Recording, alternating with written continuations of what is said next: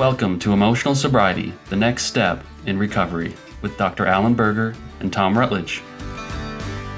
We have Samantha Duggan, who was just with us at the Recovery Reimagined 2025 conference.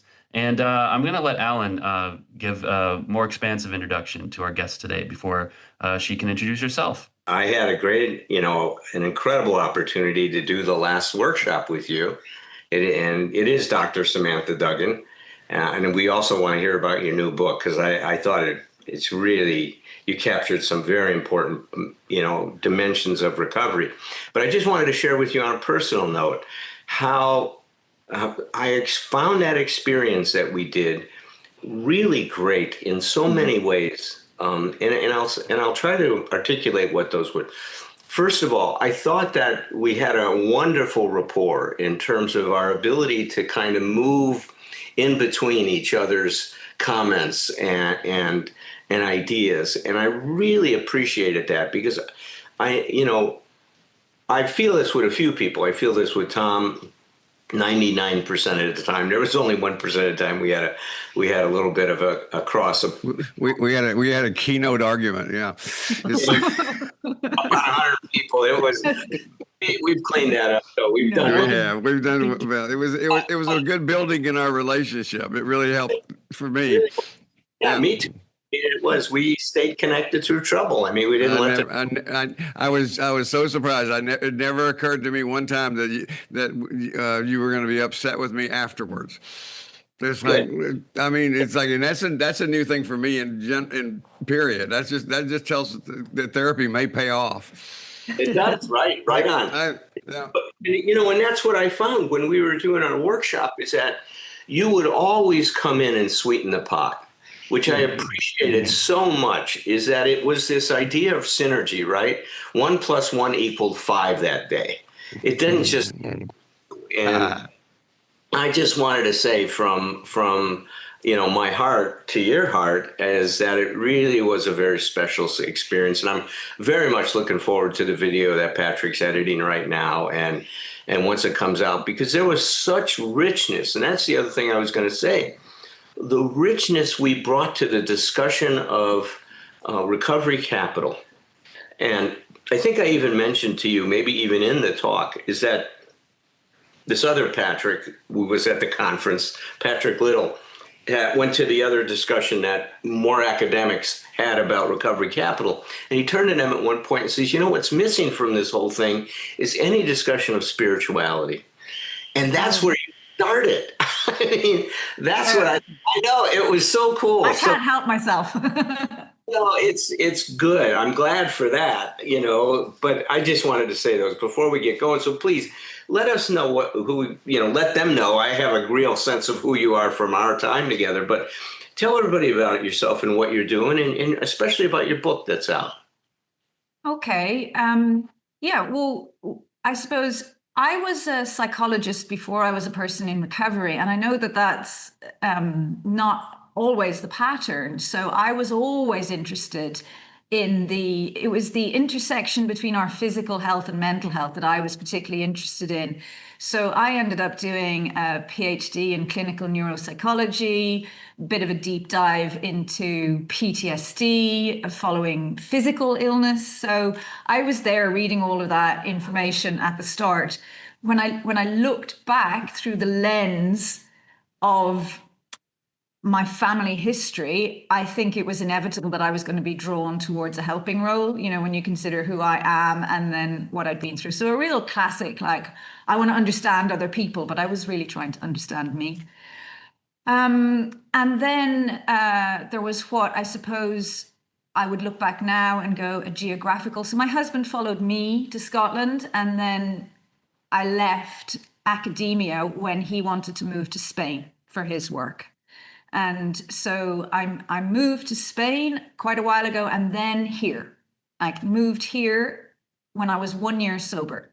Mm-hmm. And I had young children, and I took a sideways detour.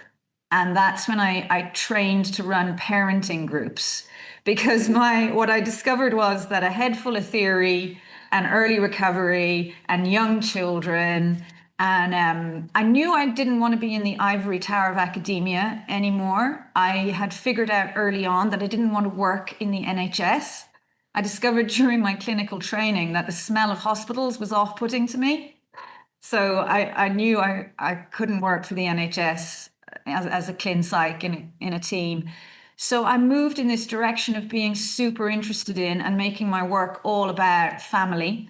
And I started to think of it as, right, there is the ambulance at the bottom of the cliff, and we need that for sure. I ended up needing the ambulance at the bottom of the cliff big time. But I want my work to be about the fence at the top, So I do ambulance at the bottom of the cliff work as well, so I still practice step 12, giving it away like it was given to me for free. So I love my work, unprofessional work, my non-professional work, I should say. My non-professional work in the 12 rooms of 12-step fellowship is still really important to me. But my professional work, I decided I wanted to be the fence at the top of the cliff, which I understood to be about helping parents to be more confident, and also to be more aware of the ways in which they inflict the unintended wounds on their children, and to help them, maybe not do that as badly as they otherwise would. So that's been my work for 15 years now, thereabouts. And that's, I suppose, why I wrote my book in 2019. So I just kind of bashed it out. And I had an idea, I would say, an inspired idea. Yeah, so I would say my higher power put this idea for a book on my heart, and that it would follow the step 11 prayer, the prayer of St. Francis of Assisi, and that it would be stories based. I think I'm definitely a little bit of a storyteller. And I sat down and I wrote stories about raising children and being a psychologist and being a woman in recovery. And yeah, I wrote down, I guess, looking back, I didn't know what was going to come out, but stuff came out, and that's the book now. So it's part memoir, part parenting advice, I suppose, or parenting suggestions, parenting principles, maybe, actually, I might call it.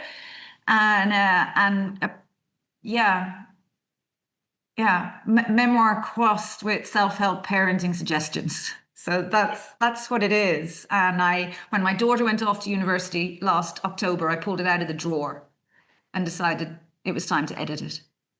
So that's it. There it is there. Channels of Peace. Nice. So, yeah. That's me. That's my work. I do other bits and bobs as well. So I met Patrick actually because a friend of mine who's in recovery and in the House of Lords summoned me one day, and he, I jest, but only slightly. He's very good at directing people to go off and do things in the recovery world. And he called me into the House of Lords one day for the inaugural meeting of the all-party parliamentary group for 12-step recovery. And he asked me if I would be secretary of that. And that was how come I met the Berlin Circle. So I was doing that work, working with politicians, working with people from the House of Lords, House of Parliament, going around the country, trying to raise awareness about 12-step recovery. And here in the UK, I don't think you have it so much in the US, but here in the UK, I think somewhere along the line between when AA, Alcoholics Anonymous, first arrived, we got muddled about anonymity, and we started to understand anonymity as secrecy. And and that's not what it's about, so there's nothing stopping anybody speaking about their recovery in their world, in their family, and so it was really on my heart to share that, and that was how come I met Patrick. So I've done that kind of work too, and I work with serious sexual abuse and physical abuse survivors as well through another charity that I work with. But mostly my big thing's the parent stuff. Yes. So not much. You just pretty much just don't have a whole lot to do. Yeah, Yeah. One of these fine days, I must get a job and figure out what it is I want to do with my life. But until I figure out what I'm a little tired from just listening. It's like I'm going. Wow, that's a, but and by the way, yeah, I think the privacy versus secrecy, the anonymity and secrecy was the principle of my addiction. It's like right. we had my dad. I always tell people that the addictive voice in your head always begins with this. Shh. Nobody needs to know this. Yeah, absolutely. Yeah. So, and you know, I was really happy because I came up with this, I suppose it was a catchphrase. It wasn't rocket science, but I just thought, you know, anonymous, not invisible.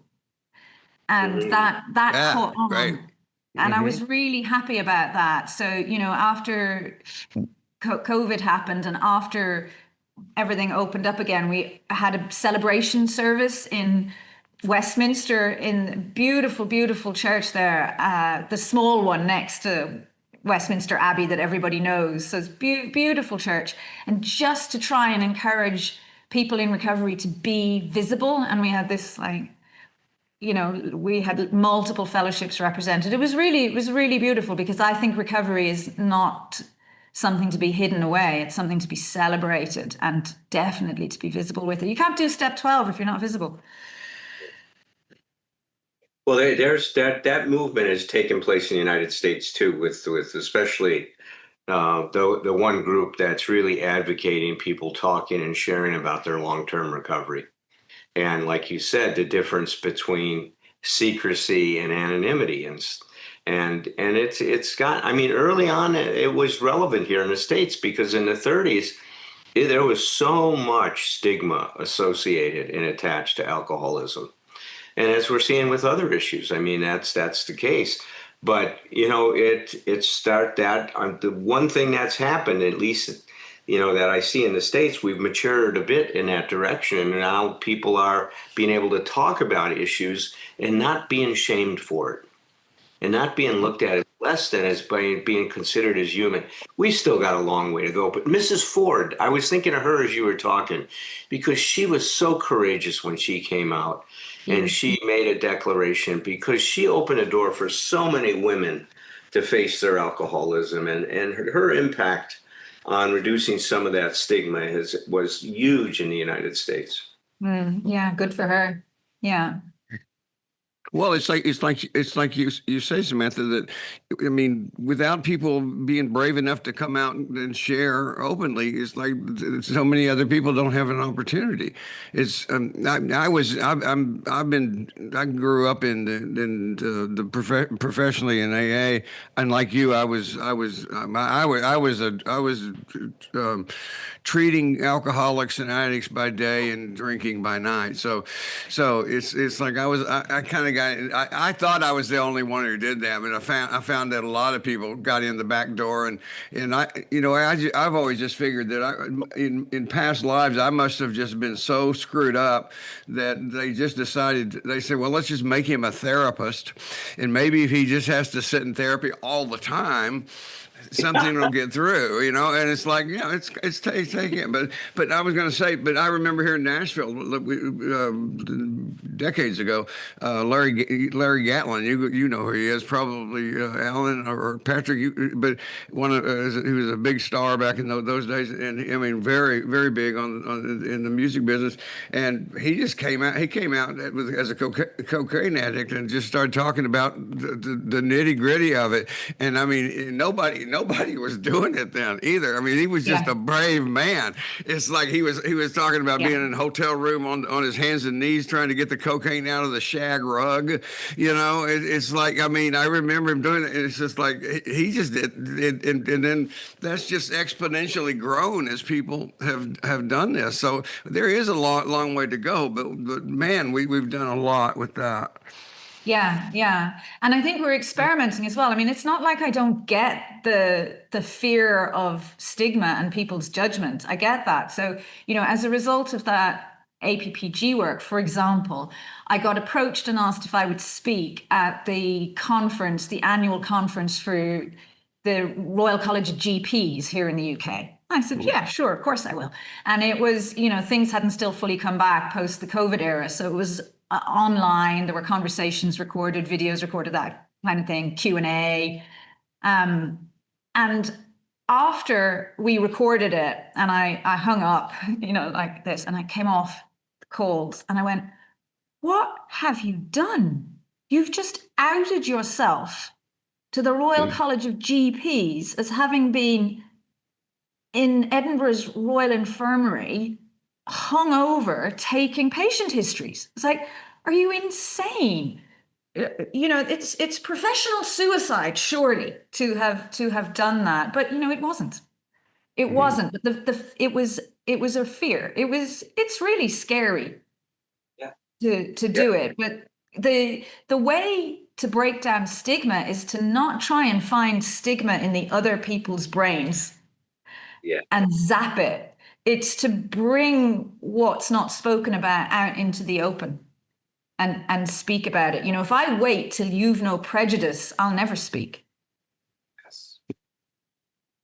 Well, the powerful part is it's going to start with you anyways. Like if I'm afraid of your judgment, codependently, it's like whatever you think of me determines how I feel about myself. But it's not that; it's whatever I think you think of me, because I don't need you for this relationship. I'll just make up stories about that. I can tell by looking at you, you hate me, and I don't need any more information. And so that's what you did is you get back and you go like, no, okay, well, it's my own stigma on myself. It's like basically it's like I need to face that judgment, and once you can do that, you can face all of it.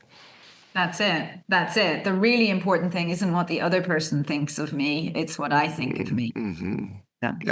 Yeah. Well, and that's at the heart of emotional sobriety. Now if we connected to this podcast, that's what one of the very central principles is how to keep our emotional center of gravity over our 2 feet and not give it to others, and when we give it to others, it creates this other validation of our self-esteem, right? Other-based self-esteem.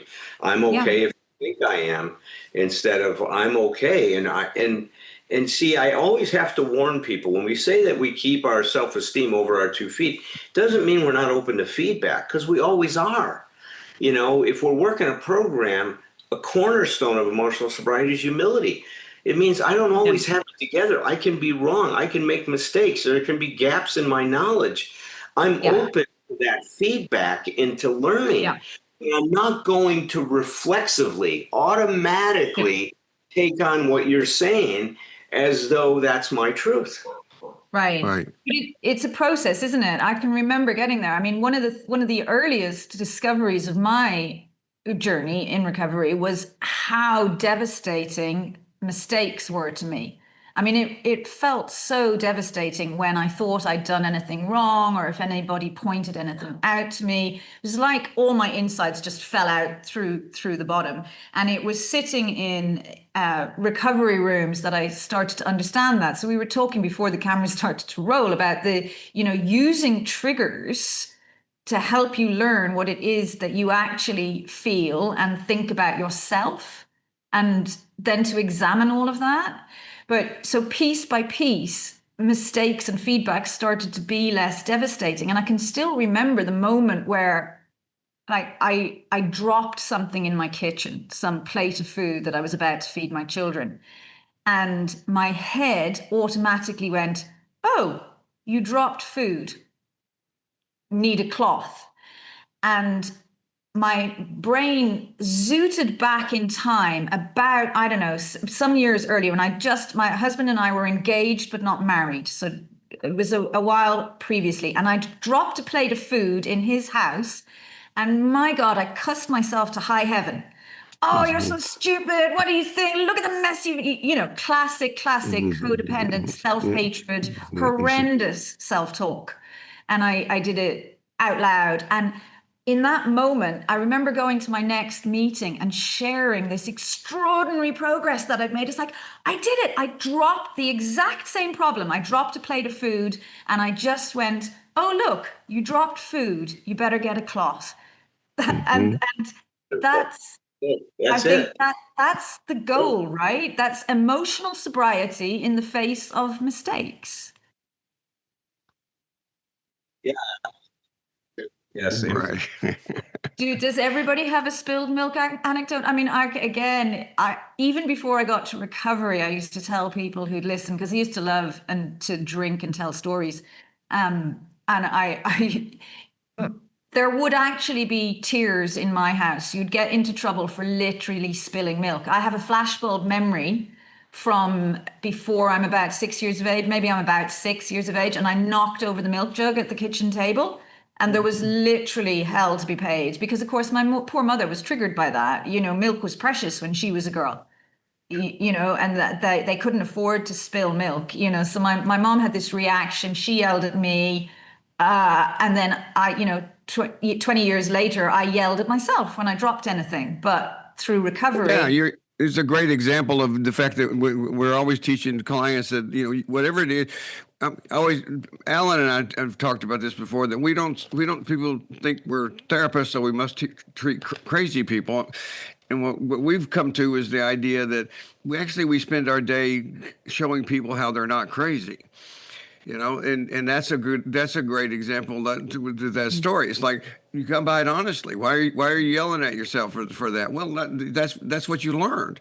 It's like, until you unlearned it and learned something different. And it's like, I mean, that, you know, I mean, what I always tell, I don't know if I have a spilt milk story, but I always tell people, you know, you can learn things by doing things right, but you really can learn a lot of stuff by screwing things up.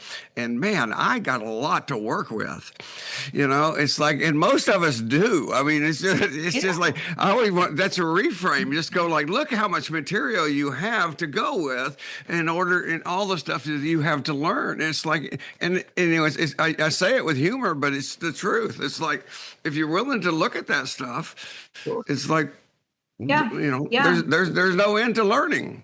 Absolutely. And, you know, my sponsor drummed step 2 into me in that situation. You know, I'd ring her because before I didn't panic when I dropped a plate of food, I'd have probably had to ring her, you know, before I could get on with the rest of my evening, you know, and I learned to emotionally balance through talking through the others in recovery who could help me get onto an even keel. And, you know, but she always loved to remind me of step 2. So that was the first thing she used to say to me: your higher power has not abandoned you. Step 2 still applies. So this situation, she learned me to reframe everything. Every trigger was the opportunity for looking at this through a step 2, 3 situation. It's like, okay, so this has happened, but do you believe that you're going to be restored to sanity? Yes, I do. Right. So let's practice turning it over and trusting that God can bring good stuff out of this if we let him. Yeah. Beautiful. That is one of our nutshells that we talk about as nutshell of emotional sobriety, is that trouble doesn't mean something's wrong. Right. Trouble, just a signal. It's just a signal that something needs to be learned. Well, the key is what Samantha said, is the word we use all the time: opportunity. It's like that's I mean, that's the big reframe that's in all of this with all of us. It's like, rather than rather than that should monster beating the crap out of ourselves, it's like no, we have something to learn. And part of what we have to learn is to stop listening to that asshole. Yeah. Well, that's you know, that old idea that, you know, where we focus our energy, you know, that's where it goes. That's where it goes, man. I mean, where you focus is where your energy goes. And so if I'm beating myself up, the lesson gets lost completely. Right. But if I focus like you did, and what was wonderful about it, how automatic that was for you. It just showed your progress and how all of a sudden we start to integrate these things, and we have a very different response to the situation. You know, this guy, Murray Bowen, described the difference between a reactive response versus an active response. Reactive is that automatic, I'm going to beat myself up, I'm a loser, nobody's going to love me, you know, look at what I just did, right? It's an unforgivable mistake kind of a thing, right? I should be, you know, God, lock me up. And versus the active response you had was, wow, okay, I dropped it, let me get it cleaned up. It's a plate. Nobody died. There's no big deal. Right. You had, see, the other thing we talk about in emotional sobriety is having the in alignment with reality, meaning having an appropriate and honest relationship with reality. And you were able to do that. It was such a good story about you dealt with the situation as the situation was. You didn't make it into something more than it was, which was great. Well, let me just throw this in because for people listening, because I'm always aware that I just remember how judgmental I could be and still can be of myself, especially when I'm listening to other people talk about doing well. It's like, you correct me if I'm wrong, Samantha, but the way she got to that place, which was what I would call unconscious competence, where she didn't have to think about it. It's like driving a car now. You don't have to think about it. It's like she got there because because of her work, repetition. She beat herself up for dumb things over and over and over again. Caught that, or had people, therapists, friends, sponsor, catcher over and over and over again. And that's how, that by doing it that way, you get to the place of unconscious competence. But it doesn't just happen because we decide it. Well, right. I was going to ask Samantha, what do you attribute that progress to? Oh, well, what Thom just said, I practiced, and I took the suggestions very seriously when I got to recovery, so they told me that when I had a problem, any resentment, and I didn't really understand the words, they're just like, just look, when you're mad at anybody, ring me. And I did that. So, I really did steep myself in all of those suggestions. I did a lot of written step 10s. I got outside help as well, and I'm blessed with my sponsor. She introduced me to all the work that she had done. And I tested some of it. So I really took to inner child work and parts work. My imagination probably stood me in good stead. And I'm a curious person, and I had such a big resentment about my family of origin as well. So I was very happy to look at the roots of it in my family of origin, that tendency to blame as well. I uncovered, I remembered that spilt milk story, for example. And through examining that, I uncovered all of the faulty beliefs. I think playing the tape forward, so I would play the tape forward on the belief I discovered was underplaying it. So I had this idea, you shouldn't ever make mistakes. Clearly that's ridiculous. My parents never made mistakes. I don't think that's true, and then you can, as an adult, you can examine, well, do I think it's okay to make mistakes? And I discover, well, actually, it's inevitable that you make mistakes. But I think as well, fluke situations. My very first ever AA meeting, before the meeting got started, have I told this story before? We used to share, a part of the process of the meeting was, has anybody got a joy or a sorrow that they'd like to share?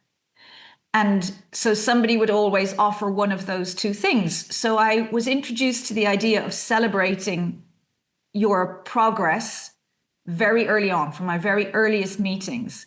And so, you said, Thom, sometimes it can be triggering hearing people share the positive. And it was triggering for me hearing people share the positive, but going back to that meeting week after week and going, oh my God, I don't like hearing when people share the positive. I'm like, but bit by being exposed to that. So recovery. It was opportunity. It was your opportunity, and you took it. Yeah. I took them. It's part exposure therapy, isn't it? No. So, and then the Holy Grail, I remember in my training, remember generalization? What are the conditions that we need to create? How do we generalize from the lab to life? How do we generalize from the treatment center to out there in the real world? I think, but there was also obviously tons of grace and mystery. At some point, all of the elements practicing, playing the tape forward, trying on other ways of thinking. I had my expression was generating alternative hypotheses. Because I do speak a little bit still like a scientist, So yeah, could I generate an alternative hypothesis here? And then one day, magically, it all just came together that day when I dropped the plate. Mhm. Very cool. That's Very beautiful. So can you guys tell us what Recovery Capital is? Just a quick synopsis of it. It's just the amount of resources, both internal and external, that we can mobilize and stay connected to help us initiate and sustain our recovery. I mean, I think the best way to think about it, and and both are important. I mean, later on in recovery, and Samantha is really describing it well, is recovery gets internalized, right? And it becomes from the inside out, but in the beginning, it's outside in. I mean, we got to get a lot of, new information. I remember the experience I had with my sponsor, Tom. He was the first person to see me, not to see me as my problems and as who I wasn't, but to see me as a person and what my potential was. And that was unbelievably valuable. Later on, I heard people say, we're going to love you until you love yourself. That was a version of it. But this was even more specific than that. I mean, I felt his love for me and his concern for me. I still do, even after all this time. But it was more specific about being seen. I was going to say, he saw you. I've heard you talk about that before. It's like that was, I mean, for you in particular, that was so healing. It was so healing. And that happened several other times in recovery. When I started to go to therapy, I felt seen. When I went to my first weekend marathon encounter group, that was an unbelievable experience of having space for me in the world, and started to see that, what, maybe I can fit into this world in some way, and that there's something possible that's outside of having to drink and use to be a part of. Mm-hmm. Yeah. Yeah. Well, when I think about the capital that you guys are talking about, because I never thought of that term, and I've followed what Alan's been saying, and what I understand from your work, Samantha, is and one of the things I take from it is it's you start from the ground up, and you do everything, willingness to do what it takes. And I was telling a story to a client who's relapsing quite a bit and has been recently, and I said. He said, "What do I do?" And I said, "Well, one of the things you do is," I said, "when I was first sober, what I did every day was not drink." And I said, "I mean that actively. I mean, every day each day I could have told you how many drinks I did not have, because I was not having drinks. That's what I was doing. Now you talk about going forward, because you build that capital up. It's like if you ask me, why don't you drink? I go like, well, I don't drink. It's like it's been 39 years. I mean, can I drink? Boy, I've proven I can. So I'm sure that stability is still there. But it's like, no, I don't do that but at first, I want people to know that's a huge accomplishment. And whatever that is for somebody, it may be something other than not drinking, but it's like just doing that thing over and over and over again. It may be boring, but it's like it's essential in establishing the foundation. Yeah. And that's, when I've just had a conversation with somebody today who is in recovery and whose daughter is now in early months recovery. And she's, she was speaking about the different expectations that she has versus her, the girl's father, who is not in recovery, doesn't understand it. And he's talking about getting jobs and all of this kind of thing, and it's too much. Yeah. And we're just talking about how when you're counting months, it's like, did you have a drink today? No?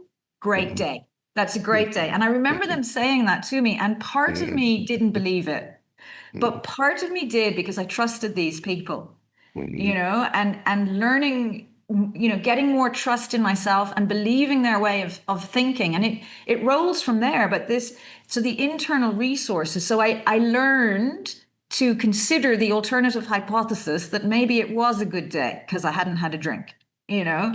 And then one year, many years later, my sponsor, I rang her and I was like, wail, I haven't done enough. I suffered from, I'm lazy, I don't do enough, I'm wasting my life for a long time in recovery, very long time, maybe the first 10 years. And she said, okay, when we get off this phone call, I want you to sit down and I want you to write me a list of everything you've done today. And I want everything on it. I want shower, brushed teeth, because you did not do those things as a regular thing when you were, when you were drinking. Yeah. So yesterday, I got 5 call outs, right, from ladies in recovery. And I took them and they interrupted my day, of course. And that meant I worked till 8 p.m. last night. And when I finished my work, because I'd had so many interruptions, I could feel I didn't do enough today at my, it's because the illness can't tempt me with, how about a drink? Wouldn't a glass of wine be nice? Like we're way past that. That doesn't tempt me at all. Yeah. So the illness has morphed into, you didn't do enough today. So I did that. That's your list. That's my list. And that's recovery capital. That's an beautiful internal resource. I don't know when I last wrote what I did today list. It was years ago. But yesterday I could, and it wasn't rational. It was just the illness going, you didn't do enough, because I'd had 5 interruptions. But right. Every one of those step 10 calls is on that list as something valuable I did today. That's beautiful. I have to own up. That's my list. That's wake up. That's for the week, by the way. It's like that's for the whole week. It's like yeah. I am a proud lazy man. It's like yeah, I have a friend in recovery, and she's we did a lot of our emotional sobriety work together. We're different primary fellowships, but we were in the same sort of fellowship for a bit. And she's from she was the head girl in her all-girls British fancy school, and she talks about in her family of origin, she's like, circling the moon backwards in piloting the spaceship and in high heels whilst on your way to collect your Nobel Prize. That's the standard from her family of origin. Oh my God. That's a great image, isn't it? Wow. Great image. Well, it's been like having you on the show, Samantha. It really is. Yeah. It's good enough to have, if you're open to it and willing, to have you back again, because it's been a great dialogue and discussion. And Thom, your sense of humor has really come back, man. I'll tell you. Oh, thank you. It's like it has. It's like it survived, didn't it? It's like. Are you noticing now it's getting in the way? No, not at all. Cancer took it away for a while, man. It was hard. No, it was. When I was going through treatment, I didn't think I was going to be. Yeah, it was hard. So, but I'm glad to hear that. Yeah, thank you. So, there wasn't a lot of things you were finding funny, but man, it's really been wonderful to watch your recovery, because not only are you cancer free, but you've recaptured, reintegrated. Well, to what you just said, I'm back to where I find everything funny. It's like I think I've told you guys I have this disclaimer on my wall in my therapy room that a friend of mine did for me, and he said it's just he said you need your clients to read this, and it just says, just because I think everything is hilarious doesn't mean I'm not taking you seriously. And it's like when he first showed it to me, I said, no, I don't think people need that. And he goes, Thom, you laugh at everybody. It's like, and one of the things I've always told, I told somebody yesterday when they're a new client, I say, and this is one of those things I can actually own is absolutely true about me. You'll never get shame from me. You can't find it. It's like, you're not going to get shame from me, but I will always make fun of you. It's like, and that's because I can't help it. But it's like, yeah, And God, well, all of us, what would we do without our sense of humor?